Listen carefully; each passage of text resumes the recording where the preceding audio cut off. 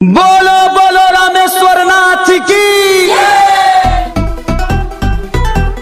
बोलबम बोलबम जैसी जैसी बोलबम बोलबम जैसी जैसी प्रेम से बोली बाबा बैजनाथ की। सावन में चली भोला के दुआरी, लाइन लगा दी हले देखी नर नारी। सावन में चली भोला के दुआरी, लाइन लगा दी हले देखी नर नारी। किन के लिए हसाड़ी रंग गेरुआ इसया लेके, अरे ई कहा ये बया? इसया लेके चली कांवर रउआ, बोलबम जाला ई सारा गौवा। इसया लेके चली कांवर रउआ, बोलबम जाला ई सारा गौवा।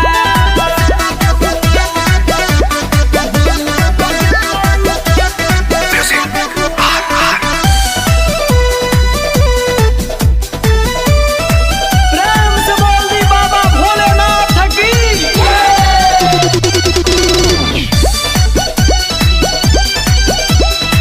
पहिला सुमारी के जलवा चढ़ाई, भोला के चरण में सिरवा झुकाई। भोला के चरण में सिरवा झुकाई। ए जी, पहिला सुमारी के जलवा चढ़ाई, भोला के चरण में सिरवा झुकाई। धान की बुआइयों सो कोइली है बबुआ, इसया लेके, अरे तो का हो गई?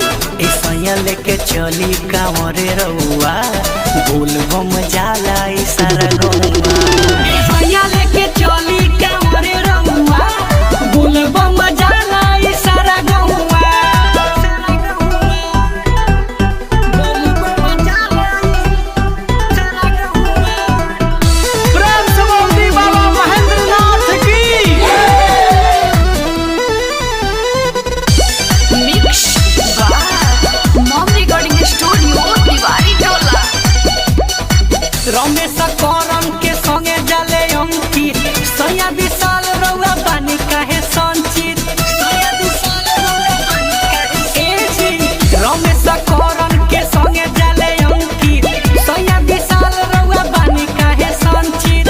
खूब मनोरंजन देखो जाले नंगे पौआ, सया लेके, अरे धीरे धर संगी बानी। सैया लेके चली कांवरे रउआ, बोलबम जाला ई सारा गौवा। सैया